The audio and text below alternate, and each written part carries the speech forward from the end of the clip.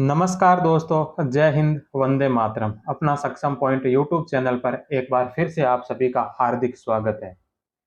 World history की इस class में आज 11th नंबर चैप्टर है इटली का एकीकरण। तो इटली का एकीकरण की क्लास को हम शुरू कर रहे हैं।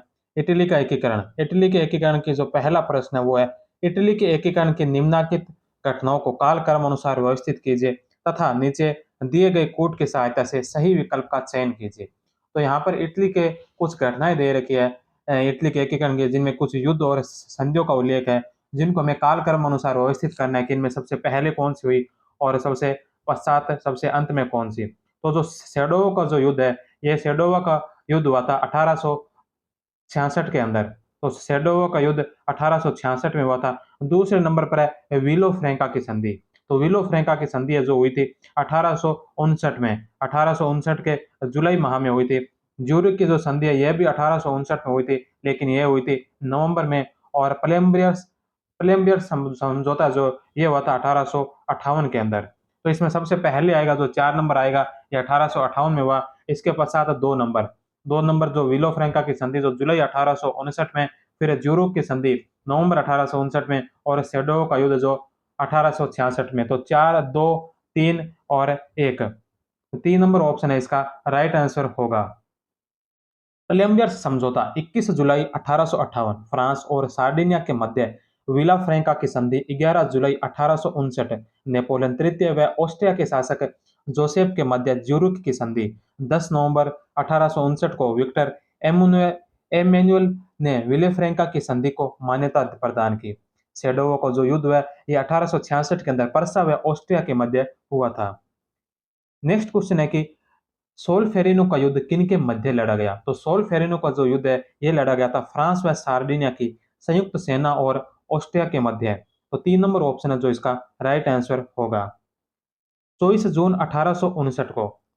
1859 को फ्रांस और सार्डिनिया की संयुक्त सेनाओं ने ऑस्ट्रिया को अंतिम रूप से पराजित कर दिया। इस युद्ध से पूर्व मोंटेबेलो, पोलेस्टो व मेडोंत के युद्धों में भी ऑस्ट्रिया को हार का सामना करना पड़ा था। ऑस्ट्रिया को हराकर फ्रांस व सार्डिनिया की संयुक्त सेनाओं ने लोम्बार्डी पर अधिकार कर लिया था। नेक्स्ट क्वेश्चन है कि निम्नलिखित नारों में से कौन सा नारा मैजिनी का नहीं है।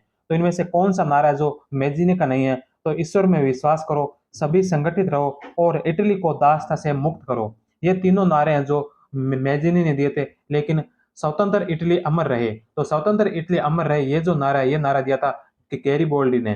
तो कि गैरीबोल्डी का नारा है ये स्वतंत्र इटली अमर रहे। मैजिनी ने यंग यंग इटली के माध्यम से इटली की जनता को 3 नारे दिए। परमात्मा में विश्वास करो, सब भाइयों को एक साथ मिलाओ और इटली को मुक्त करो। मैजिनी का उद्देश्य था कि इटली को एकता व स्वतंत्रता प्रदान करना तथा स्वतंत्रता, समानता और जन कल्याण पर आधारित राज्य की स्थापना करना। इटली के इतिहास में मैजिनी का सबसे बड़ा योगदान यह था कि उसने इस बात को समझा कि इटली का एकीकरण का कार्य पूरा हो सकता है। स्वतंत्र इटली अमर रहे, यह जो नारा गैरीबोल्डी के द्वारा दिया गया था। नेक्स्ट 4 नंबर क्वेश्चन है कि प्लेम्बियर्स का समझौता किन के मध्य हुआ था, जो जुलाई 1858 में हुआ। तो प्लेम्बियर्स का जो समझौता है जो 1858 के जुलाई में हुआ था, यह किन किन शासकों के मध्य हुआ था। तो यह हुआ था केबूर और नेपोलियन तृतीय के मध्य। तो 1 नंबर ऑप्शन है जो इसका राइट आंसर होगा। सम्राट नेपोलियन तृतीय लगभग 1 माह के लिए सार्डिनिया की सीमा के निकट छुट्टियां व्यतीत करने के लिए ठहरा हुआ था। तभी कावूर बिना निमंत्रण प्लेम्बियर्स जा पहुंचा। इन दोनों की भेंट के बाद फ्रांस तथा सार्डिनिया के बीच एक समझौता हुआ। इस समझौते के अनुसार इटली को 4 राज्य में विभाजित करने और उनका एक संघ बनाने की योजना बनाई गई। नेक्स्ट क्वेश्चन है कि यंग इटली का संस्थापक कौन था। तो यंग इटली का संस्थापक मेजिनी था। मेजिनी ने 1831 में फ्रांस के मोरसेल नगर में यंग इटली, युवा इटली नामक संस्था की स्थापना की। इसके ध्वज के एक तरफ एकता व स्वाधीनता तथा दूसरी तरफ फ्रांसीसी क्रांति से प्रेरित होकर स्वतंत्रता, समानता, मानवता शब्द अंकित किए गए थे। नेक्स्ट क्वेश्चन है कि किस संधि या समझौते में काबूर ने नेपोलियन तृतीय को सेवाय और नीस के प्रदेश फ्रांस को देने का आश्वासन किया था। तो यह क्या था, प्लेम्बियर्स समझौता। 3 नंबर ऑप्शन है जो इसका राइट आंसर होगा। नेपोलियन तृतीय और काबूर के मध्य सार्डिनिया के निकट प्लोम्बियर्स नामक स्थान पर समझौता हुआ, जिसकी शर्तें निम्न थी। पहली शर्त है कि सार्डिनिया और ऑस्ट्रिया में युद्ध होने पर फ्रांस 2 लाख सैनिकों की सहायता देगा। नेपल्स, सिसिली और पोप के राज्य बने रहेंगे। फ्रांस की सहायता के बदले नीस व सेवाय के प्रदेश फ्रांस को मिलेंगे। परमा, मेडोना, टस्कनी मिलकर एक नया राज्य बनेगा, जिसका राजा नेपोलियन का भाई प्रिंस जेरोम बोनापार्ट होगा। लोम्बार्डी और वेनेसिया सार्डिनिया को प्राप्त होंगे। नेक्स्ट क्वेश्चन है कि किसने इटली की नैतिकता और नागरिक श्रेष्ठता नामक पुस्तक लिखी। तो इटली की नैतिकता और नागरिक श्रेष्ठता नामक जो पुस्तक है यह जियोबट्टी की थी। 2 नंबर ऑप्शन जो इसका राइट आंसर होगा। जियोबट्टी एक देशभक्त दार्शनिक था। उसने 1843 में अपनी पुस्तक इटली की नैतिक और नागरिक श्रेष्ठता में इटली के राज्यों के संघ की वकालत की थी। वह पोप की अध्यक्षता में इटली का एकीकरण चाहता था। नेक्स्ट क्वेश्चन है कि इटली के एकीकरण में सबसे बड़ी बाधा क्या थी। तो इटली के एकीकरण में सबसे बड़ी बाधा थी कि ऑस्ट्रिया की इटली में उपस्थिति। तो 2 नंबर ऑप्शन है जो इसका राइट आंसर होगा। इटली के एकीकरण में ऑस्ट्रिया प्रमुख प्रतिक्रियावादी शक्ति थे। इटली की भौगोलिक स्थिति इस प्रकार थी कि मध्य राज्य पोप के नियंत्रण में थे, उत्तरी राज्य पर ऑस्ट्रिया का प्रभाव था और दक्षिणी राज्य पर बुर्बो वंश के शासकों का अधिकार था। 9 नंबर क्वेश्चन है कि इटली के किस नेता ने on the moral and civil primacy of the Italians नामक पुस्तक लिखी। तो on the moral and civil primacy of the Italians नामक पुस्तक जो लिखी, यह पुस्तक लिखी थी जियोबट्टी ने। तो 3 नंबर ऑप्शन इसका राइट आंसर है। नेक्स्ट क्वेश्चन है कि निम्नलिखित में से इटली का कौन सा राज्य उसके शासक के विवरण से सही सुमेलित नहीं है। तो कौन सा जो राज्य सही सुमेलित नहीं है? वेनेशिया, जिस पर सीधे ऑस्ट्रिया द्वारा शासित था, यह सही है। मेडोनिया, मेडोना जो ऑस्ट्रिया के राजकुमार द्वारा शासित था, यह भी सही है। वो लोग ना जो इटली के एक शाही परिवार द्वारा शासित था, यह बात गलत है। और चौथा सिसिली, यह बुर्बो राजकुमार द्वारा शासित था, तो यह भी सत्य है। तो इसमें असत्य पूछा है, तो 3 नंबर ऑप्शन है जो इसका राइट आंसर होगा। इटली 8 भागों में बंटा हुआ था। 8 भाग इटली के कौन-कौन से थे? पहला सार्डिनिया, पिएडमॉन्ट सेवाई वंश का शासन था, जो स्वतंत्र था। लोमार्डी। तीसरे नंबर पर है वेनेशिया, जो ऑस्ट्रिया के अधीन था। चौथा जो परमा, जो ऑस्ट्रिया की राजकुमारी मेरी लुईस का शासन था। पांचवा जो मेडोना, इस पर फ्रांसिस चतुर्थ जो ऑस्ट्रिया का राजकुमार था, इसका शासन था। छठे नंबर पर है टस्कनी, जिस पर फर्डिनैंड जो ऑस्ट्रिया का ही राजकुमार था। 7वें नंबर जो पोप का राज्य था, रोम क्षेत्र। और 8वें नंबर नेपल्स व सिसिली क्षेत्र, जो बुर्बो वंश का शासन था। नेक्स्ट क्वेश्चन है कि किस वंश के अंतर्गत इटली का एकीकरण हुआ। तो इटली का एकीकरण जो सेवाई वंश के अंतर्गत हुआ था। इटली का एकीकरण सार्डिनिया सार्डिनिया पीडमांट के नेतृत्व में हुआ था। इस क्षेत्र पर सेवाई वंश का स्वतंत्र शासन स्थापित था।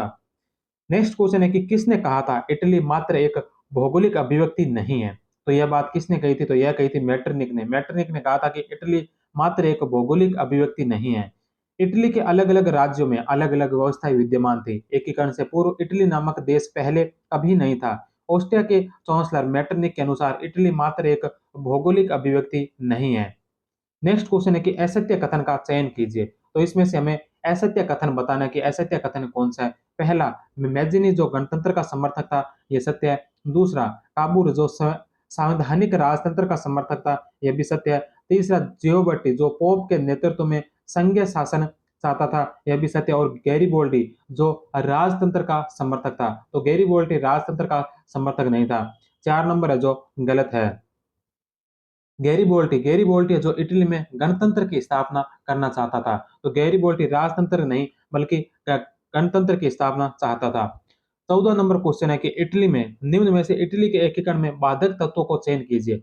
तो इटली में बाधक तत्व कौन कौन से थे? ऑस्ट्रिया की उपस्थिति, यह इटली के एकीकरण का बाधक तत्व था। पोप का राज्य, पेपल राज्य, यह भी बाधक था। राष्ट्रवाद की भावना का अभाव, तो इटली के जनता में राष्ट्रवाद की भावना का अभाव था, यह भी सत्य है। और आपसी मतभेद का होना, तो ये चारों जो कारण है इटली के एकीकरण के बाधक तत्व थे। तो 1, 2, 3 और 4, 3 नंबर ऑप्शन है जो इसका राइट आंसर होगा।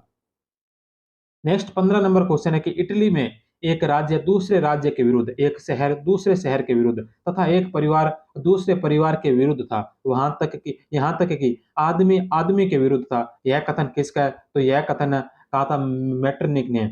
इसे यह स्पष्ट होता है कि वहां पर आपसी मतभेद था। नेक्स्ट क्वेश्चन है कि विला फ्रैंका की विराम संधि किसके मध्य हुई थी? तो विला फ्रैंका की जो विराम संधि हुई थी, यह हुई थी नेपोलियन तृतीय व फ्रांसिस जोसेफ के मध्य। विला फ्रैंका की विराम संधि 11 जुलाई 1859 को नेपोलियन तृतीय व ऑस्ट्रिया के सम्राट फ्रांसिस जोसेफ के मध्य हुई। विला फ्रैंका की संधि की पुष्टि ज्यूरिख संधि के द्वारा की गई और इसी के साथ इटली के एकीकरण का प्रथम चरण पूर्ण हुआ था। नेक्स्ट क्वेश्चन है कि किस वर्ष कार्बोनरी संस्था की स्थापना हुई थी? तो कार्बोनरी संस्था की जो स्थापना हुई थी वह हुई थी 1810 के अंदर। तो 2 नंबर ऑप्शन इसका राइट आंसर है।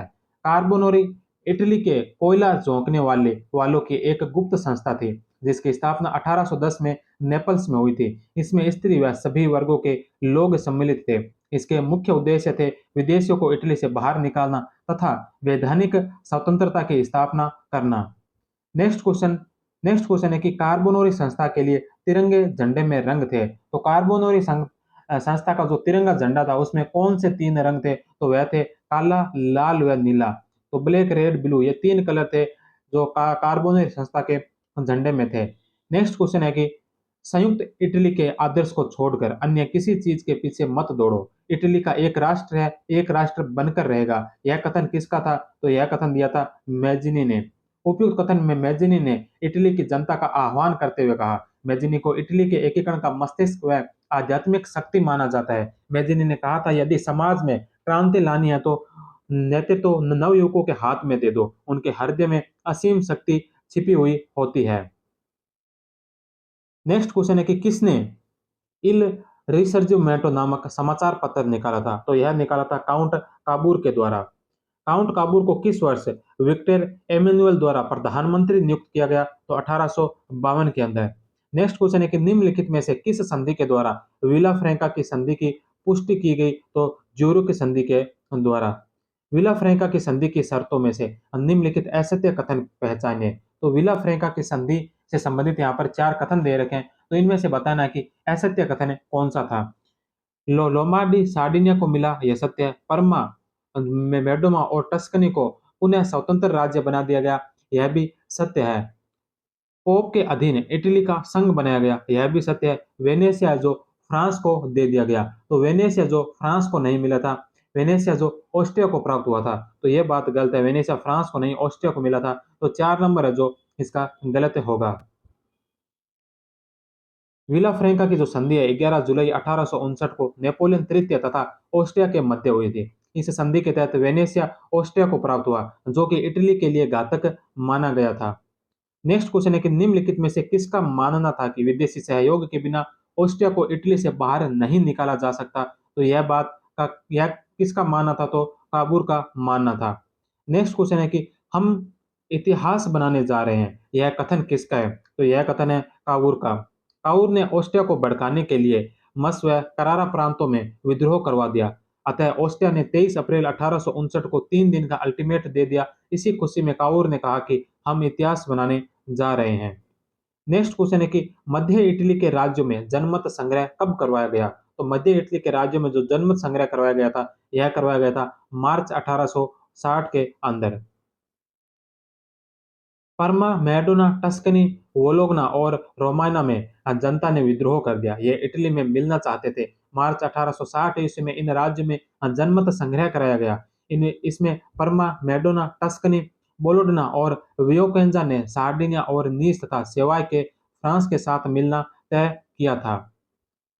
नेक्स्ट क्वेश्चन है कि निम्न में से किसे इटली में राष्ट्रवाद का जन्मदाता माना जाता है? तो इटली में राष्ट्रवाद का जो जन्मदाता माना जाता है वह नेपोलियन को माना जाता है। नेपोलियन ने परमा, मेडोना, लोम्बार्डी, वेनेशिया तथा पोप के राज्यों को मिलाकर 1797 ईस्वी में सिस अल्पाइन गणतंत्र की स्थापना की तथा सम्राट बनने के बाद छोटे बड़े राज्यों को समाप्त करके इटली को 3 भागों में समाहित कर दिया। नेपोलियन ही प्रथम व्यक्ति था जिसने इटली और जर्मनी की वास्तविक रूपरेखा तैयार की थी, इसलिए उसे इटली में राष्ट्रवाद का जन्मदाता माना जाता है। नेक्स्ट 28 नंबर क्वेश्चन है कि फ्रांसीसी क्रांति और नेपोलियन की इटली वासियों को सबसे बड़ी देन क्या थी? तो यह थी सामंतवादी व्यवस्था की समाप्ति और आंतरिक व्यापार पर प्रतिबंधों का अंत। तो 1 और 2 दोनों सत्य है। तो 3 नंबर ऑप्शन जो इसका राइट आंसर होगा। किसने कहा था कि नेपोलियन वह पहला व्यक्ति था जिसने इटली को एकता प्रदान किया? तो यह बात कही थी मेरिट ने। मेरिट ने कहा था कि नेपोलियन ही वह पहला व्यक्ति था जिसने इटली को एकता प्रदान की थी। 30 नंबर क्वेश्चन है कि निम्न में से इटली की स्वतंत्रता और एकता का आधुनिक अग्रदूत माना जाता है। तो इटली की स्वतंत्रता और एकता का आधुनिक अग्रदूत किसे माना जाता है? तो मोरट को। 3 नंबर ऑप्शन। मोरट ने 1814 ईस्वी में एक योजना बनाई और 100 दिन की अवधि में ऑस्ट्रिया से युद्ध करने की घोषणा कर दी। मुरट ने इटली वासियों से सहयोग करने की अपील की, परंतु यह योजना असफल रही और मुरट की गोली मारकर हत्या कर दी गई। नेक्स्ट क्वेश्चन है कि डेल प्राइमेटो मोरेल टू सिविल डेगली नामक पुस्तक के लेखक है। तो इस पुस्तक के जो लेखक है उनका नाम है जियोबर्टी। जियोबर्टी की पुस्तक जियोबर्टी की पुस्तक की नैतिक और नागरिक श्रेष्ठता का इटालियन नाम डेल प्राइमेटो मोरेल टू सिविल डेगली है। जियोबर्टी ने नवयुग इल्फ आंदोलन चलाया। वह पोप पायस नवम के अधीन इटली के राज्यों का संघ बनाना चाहते थे। नेक्स्ट क्वेश्चन है कि कौन यूरोप का पुलिसमैन के नाम से विख्यात था? तो यूरोप का पुलिसमैन नाम से विख्यात जो व्यक्ति था वह था मेटरनिक। ऑस्ट्रिया के प्रधानमंत्री मेटरनिक को यूरोप के पुलिसमैन के नाम से जाना जाता था। नेक्स्ट क्वेश्चन है कि देशवासियों के गीतों से परिपूर्ण फ्रेटली ड इटेलिया नामक पुस्तक किसके द्वारा लिखी गई? तो फ्रेटली ड इटेलिया नामक जो पुस्तक है यह ममेली के द्वारा लिखी गई थी। 34 नंबर क्वेश्चन है कि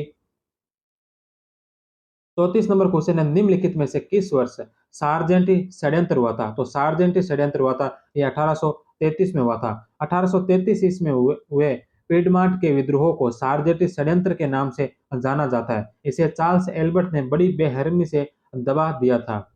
नेक्स्ट क्वेश्चन है कि देश सेवा स्वयं एक पुरस्कार है, मुझे कोई दूसरी चीज नहीं चाहिए, स्वतंत्र इटली अमर रहे। तो यह किसने कहा था कि देश सेवा स्वयं एक पुरस्कार है, मुझे कोई दूसरी चीज नहीं चाहिए, स्वतंत्र इटली अमर हो? तो यह बात कही थी कि गेरिबोल्डी ने। गेरिबोल्डी। 3 नंबर ऑप्शन है जो इसका राइट आंसर होगा। इटली को मुक्त कराने में गेरिबोल्डी का प्रमुख स्थान रहा। अतः विक्टर इमैनुअल ने इटली का राजा बनने के बाद गेरिबोल्डी को सम्मानित करने और उपाधि प्रदान करने का प्रस्ताव रखा, लेकिन इस प्रस्ताव को नकारते हुए गैरिबोल्डी ने उपयुक्त शब्द कहे थे। रोम पर इटली का अधिकार कब हुआ? तो रोम पर जो इटली का अधिकार हुआ था यह हुआ था 1870 में, 20 दिसंबर 1870 को। 1870 ईस्वी में फ्रांस व प्रसा के मध्य युद्ध हुआ, अतः नेपोलियन को अपनी सेना रोम से बुलानी पड़ी, जिसका फायदा विक्टर इमैनुअल ने उठाया और रोम पर आक्रमण कर दिया। इस प्रकार 20 दिसंबर 1870 को रोम पर इटली का अधिकार हो गया और इसे संयुक्त इटली की राजधानी बनाया गया। नेक्स्ट क्वेश्चन है कि काउंट काबूर ने से संबंधित असत्य कथन का चयन कीजिए। तो काउंट काबूर से संबंधित यहाँ पर कुछ कथन दे रखे हैं, इनमें से हमें असत्य कथन बताना है कि कौन सा कथन है जो काबूर के संबंध में सत्य नहीं है। पहला है कि काबूर का जन्म 1810 में ट्यूदिन सार्डिनिया में हुआ था, तो यह सत्य है। दूसरा, इनके द्वारा इल रिसर्जिमेंटो नामक समाचार पत्र निकाला गया, यह भी सत्य है। विक्टर एमुनियल के द्वारा 1852 में उसे प्रधानमंत्री नियुक्त किया गया, तो यह बात भी सत्य है। वह पोप के नेतृत्व में इटली का एकीकरण करना चाहता था, तो यह जो पोप के नेतृत्व में इटली का एकीकरण करना चाहता था यह बात है जो गलत है। तो 4 नंबर ऑप्शन इसका राइट हो जाएगा। काबूर उदारवादी विचारों का समर्थक था तथा पीडमाट प्रांत के सेवाई वंश के माध्यम से इटली का एकीकरण करना चाहता था। तो काबूर है जो पीडमाट प्रांत के जो सेवाई वंश थे इनके माध्यम से इटली का एकीकरण चाहता था। नेक्स्ट क्वेश्चन है कि गैरीबोल्डी के संबंध में असत्य कथन का चयन कीजिए। तो गैरीबोल्डी के संबंध में असत्य कथन बताना है। गैरीबोल्डी का जन्म नीस नगर में 1807 में हुआ, यह सत्य है। उसके द्वारा लाल कुर्ती नामक संगठन बनाया गया, यह भी सत्य है। वह राज सत्ता के स्थान पर गणतंत्र का समर्थक बन गया, तो यह बात है जो गलत है, क्योंकि वह गणतंत्रवादी से राज सत्ता का समर्थक बना था, तो यह बात गलत है।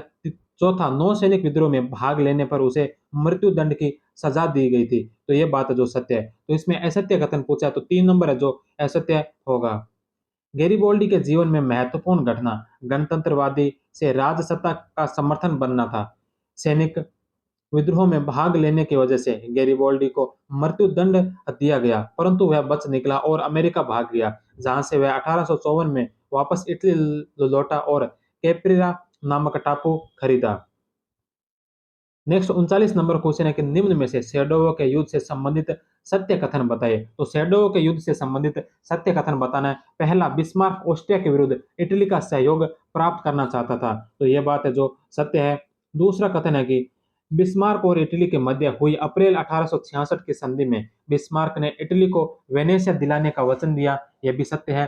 3 नंबर ऑप्शन है कि 14 जून 1866 को पर्सा ने ऑस्ट्रिया के विरुद्ध युद्ध की घोषणा की थी, तो यह भी सत्य है। और चौथा है कि बिस्मार्क ने प्राग की संधि द्वारा वेनेशिया इटली को दिलवा दिया, तो यह भी सत्य है। तो चारों जो ऑप्शन है जो शेडोव से युद्ध से संबंधित है, चारों ऑप्शन ही सत्य है। तो 1, 2, 3 और 4, 4 नंबर ऑप्शन इसका राइट आंसर होगा।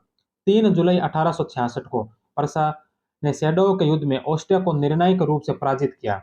ऑस्ट्रिया इटली के एकीकरण के समान ही जर्मनी के एकीकरण में भी बाधक था। नेक्स्ट क्वेश्चन है कि ओरसिनी कांड किस वर्ष घटित हुआ था। तो जो ओरसिनी कांड है यह 1858 का है। 1 नंबर ऑप्शन जो इसका राइट आंसर होगा। 1858 में मेजिनी के शिष्य ओरसिनी ने नेपोलियन तृतीय की हत्या का प्रयास किया। इसी को ओरसिनी कांड के नाम से जाना जाता है। इसकी वजह से काउर की सारी योजनाएं संकट में आ गई। वह फ्रांस को नाराज नहीं करना चाहता था, अतः काउर ने ओरसिनी के कार्यों की आलोचना की थी। नेक्स्ट क्वेश्चन है कि मेजिनी से संबंधित असत्य कथन का चयन कीजिए। तो मेजिनी से संबंधित असत्य कथन बताना है कि असत्य कथन कौन सा है। तो 4 कथन दे रखे हैं। पहला है कि इसमें 1820 में वह कार्बोनरी संस्था का सदस्य बना, यह सत्य है। दूसरा, बर्न में 1834 में वह यंग यूरोप नामक संस्था की स्थापना की, यह भी सत्य है। वह समाजवाद का समर्थक था, तो वह समाजवाद का समर्थक था, यही बात है जो गलत है, क्योंकि वह समाजवाद का विरोधी था। 3 नंबर है जो असत्य है। चौथा, उसने ड्यूटीज ड्यूटीज ऑफ मैन नामक पुस्तक की रचना की थी, तो यह बात है जो सत्य है। तो 3 नंबर ऑप्शन जो असत्य है इसका राइट आंसर होगा।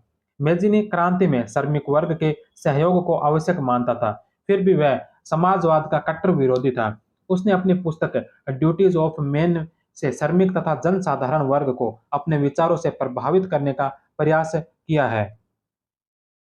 नेक्स्ट क्वेश्चन है कि निम्न में से किसे इटली की आत्मा तथा इटली के स्वतंत्रता संग्राम का मसीहा कहा जाता है। तो मेजिनी को। 2 नंबर ऑप्शन इसका राइट है। नेक्स्ट क्वेश्चन है कि किसने कहा था कि हमारा भविष्य फ्रांस पर निर्भर है, आप मानो या न मानो। तो यह बात काउर के द्वारा कही गई थी। काउर ने कहा था कि हमारा भविष्य जो फ्रांस पर निर्भर है, आप मानो या ना मानो।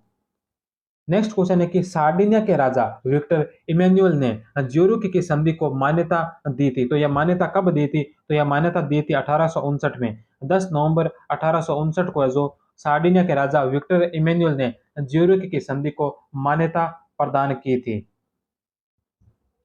नेक्स्ट क्वेश्चन है कि किसने कहा था कि मुझे मेरी ही मातृभूमि पर विदेशी बना दिया। तो यह बात कही थी गैरिबाल्डी ने। मार्च 1860 में मध्य इटली राज्यों में जनमत संग्रह करवाया गया। इसमें परमा, मेडोना, टस्कनी, वोलोगना और वियोकेंजा ने सार्डिनिया और नीस व सेवाय फ्रांस के साथ मिलना तय किया। नीस व सेवाय फ्रांस को मिलने पर गैरिबाल्डी को आघात लगा वह उपयुक्त कथन कहा था। नेक्स्ट क्वेश्चन है कि लॉ ऑफ गारंटीज था। तो लॉ ऑफ गारंटीज क्या था। तो यह इटली की संसद द्वारा पारित एक कानून था। इस कानून के तहत पोप के निवास स्थान के आसपास के क्षेत्र पर पोप की स्वतंत्र सत्ता स्वीकार कर ली गई। अब पोप भी राजदूत नियुक्त कर सकता था, उसे एक शासक की स्थिति प्रदान की गई।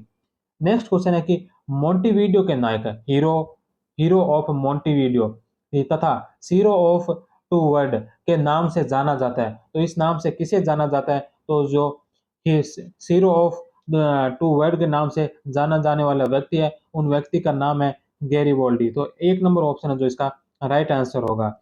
नेक्स्ट क्वेश्चन है कि एक्सपेडिशन ऑफ थाउजेंड था। तो एक्सपेडिशन ऑफ थाउजेंड क्या था। तो यह गैरिबाल्डी का सिसिली को प्रस्थान को एक्सपोर्ट ऑफ थाउजेंड कहा गया था।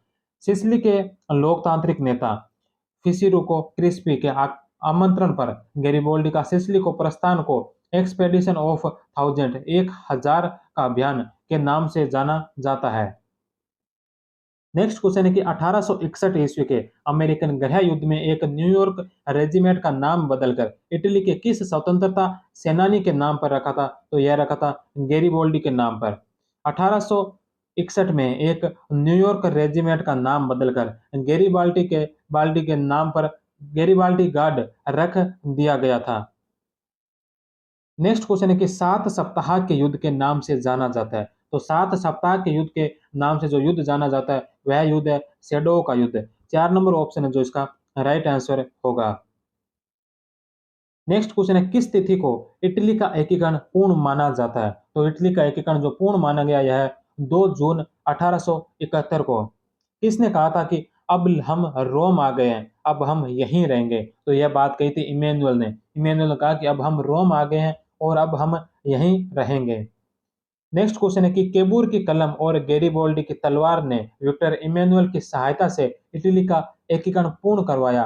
तो यह कथन किसका है। तो यह कथन है जीपी गुंज का। जीपी गुंज का कथन है कि केबूर की कलम गैरीबाल्डी की तलवार ने विक्टर इमैनुअल की सहायता से इटली का एकीकरण पूर्ण करवाया था। नेक्स्ट क्वेश्चन है कि किसने कहा था रोम दो या मृत्यु। तो रोम दो या मृत्यु ये बात कही थी गैरीबाल्डी ने। 1 नंबर ऑप्शन है जो इसका राइट आंसर है। नेक्स्ट क्वेश्चन है कि मेजिनी ने आत्मा, केबूर ने मस्तिष्क, गैरीबाल्डी ने तलवार व विक्टर इमैनुअल ने शरीर बनकर इटली को एक करवाया। यह कथन किसका है। तो यह कथन कहा था मैरियट ने। मैरियट 3 नंबर ऑप्शन है जो इसका राइट आंसर होगा। नेक्स्ट क्वेश्चन है पहली बार इटली को एक राष्ट्र के रूप में इटली के नाम से पुकारने का श्रेय किसे दिया जाता है। तो मैजिनी को। 4 नंबर ऑप्शन जो इसका राइट आंसर है। इटली शब्द का अर्थ है तुम जीवित हो। मैजिनी ने इटोलिया डेल पोपोलो नामक समाचार पत्र निकाला तथा अपनी पार्टी का नाम बदलकर पार्टी ऑफ एक्शन कर दिया था। नेक्स्ट क्वेश्चन है कि किसने घोषणा की कि राजाओं का युद्ध समाप्त हो गया, अब जनता का संघर्ष शुरू होना चाहिए। तो यह बात कही थी मैजिनी ने। तो 1 नंबर ऑप्शन जो इसका राइट है। नेक्स्ट क्वेश्चन है कि किसने कहा था कि इस देश ने विजय उल्लास का प्याला अपने होठों से लगाया ही था कि वह गिरकर चकनाचूर हो गया। तो यह किसने कही थी कि इस देश ने विजय उल्लास का प्याला अपने होठों से लगाया ही था कि वह गिरकर चकनाचूर हो गया। तो यह बात कही थी लिप्सन ने। तो 1 नंबर ऑप्शन है जो इसका राइट आंसर होगा। नेक्स्ट क्वेश्चन है कि इटालवी संसद के द्वारा किस वर्ष लॉ ऑफ पेपल गारंटी पारित किया गया। तो यह पारित किया गया था 1871 के अंदर। 1871। 2 नंबर ऑप्शन इसका राइट आंसर है। क्रीमिया युद्ध के दौरान कौन सा देश शक्ति संतुलन के लिए गंभीर खतरा बन गया था। तो क्रीमिया युद्ध के दौरान जो कौन सा देश है शक्ति संतुलन के लिए गंभीर खतरा बना था। तो वह था रूस। 2 नंबर ऑप्शन।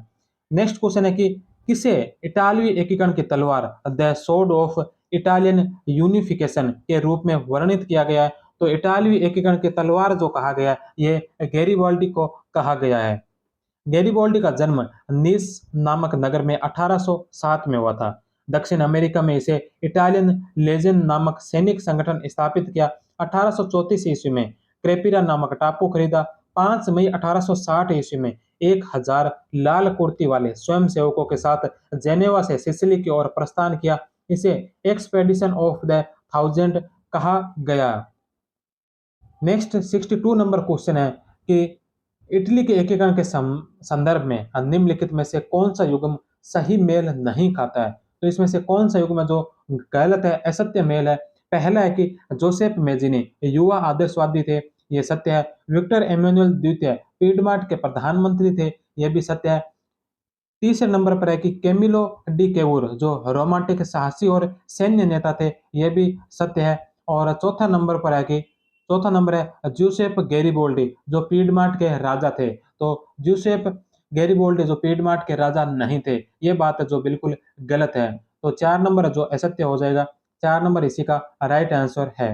नेक्स्ट क्वेश्चन है कि निम्नलिखित में से कौन सा एक राष्ट्र के रूप में इटालवी एकीकरण का हिस्सा नहीं था। तो कौन सा जो इटालवी एकीकरण का हिस्सा नहीं था। तो गैरीबाल्डी, मैजिनी व यंग इटली और कार्बोनेरी आंदोलन, ये तीनों जो इटालवी एकीकरण का हिस्सा था। लेकिन चार्टिस्ट आंदोलन है जो इटालवी एकीकरण का नहीं बल्कि यह ब्रिटेन से संबंधित था। तो 1 नंबर है जो इसका गलत होगा। चार्टिस्ट आंदोलन का संबंध ब्रिटेन से है। यह आंदोलन 1838 से 48 तक चरम पर रहा। 1857 में समाप्त हुआ। लॉबिट, आउटवुड तथा ओकोनोर नामक 3 आंदोलनकारियों ने अपना 6 सूत्री मांग पत्र चार्ट रानी विक्टोरिया को दिया था, जिसमें गुप्त मतदान की मांग, सार्वभौमिक मतदान की मांग तथा संसद की मांग मुख्य है। इन मांगों के समर्थक चार्टिस्ट कहलाए थे। नेक्स्ट क्वेश्चन है कि निम्नलिखित में से कौन सा क्रांतिकारी संगठन इटली के एकीकरण से संबंधित है? तो कौन सा क्रांतिकारी संगठन है जो इटली के एकीकरण से संबंधित है? तो वह है कार्बोनोरी। कार्बोनोरी है जो इटली के एकीकरण से संबंधित संगठन है। कार्बोनोरी इटली के कोयला झोंकने वालों की एक गुप्त क्रांतिकारी संस्था थी, जिसकी स्थापना नेपल्स में 1810 ईस्वी में हुई थी। जेकोबिन तथा जीरोनिस्ट का संबंध फ्रांस की क्रांति से है, जबकि बोल्शेविक का संबंध है जो रूस की क्रांति से है। नेक्स्ट 65 नंबर क्वेश्चन है कि इटली के एकीकरण की ओर अग्रसर करने वाली निम्नलिखित घटनाओं पर विचार कीजिए। तो इटली के एकीकरण को अग्रसर करने वाली जो घटनाएं हैं वो है पेरिस का सम्मेलन, कोलंबियस की संधि और विलो फ्रैंका की संधि। तो इसमें से पूछा है कि घटनाओं का उचित कालक्रम पूछा गया है, तो इसे हमें कालक्रम बताना है। पेरिस का जो सम्मेलन हुआ था यह हुआ था 1856 के अंदर। इसके पश्चात जो कोलंबियस की संधि हुई थी, कोलंबियस की संधि जो 1858 में हुई थी। और तीसरे नंबर पर है विला फ्रैंका की संधि। विला फ्रैंका की जो संधि है ये 1859 में हुई थी। तो ये तीनों ही है जो क्रम वाइज है 1856, फिर 1858 और फिर 1859। तो 1, 2 और 3 इनका क्रम 1, 2 और 3 रहेगा। तो 3 नंबर ऑप्शन है जो इसका राइट आंसर है। पेरिस का सम्मेलन जो मार्च 1856 ईस्वी में हुआ, कोलंबियस की संधि जो जुलाई 1858 में हुई, विला फ्रैंका की संधि जो 11 जुलाई 1859 को हुई थी। नेक्स्ट क्वेश्चन है कि निम्नलिखित यूरोपीय शक्तियों में से किसने क्रीमिया युद्ध में भाग नहीं लिया?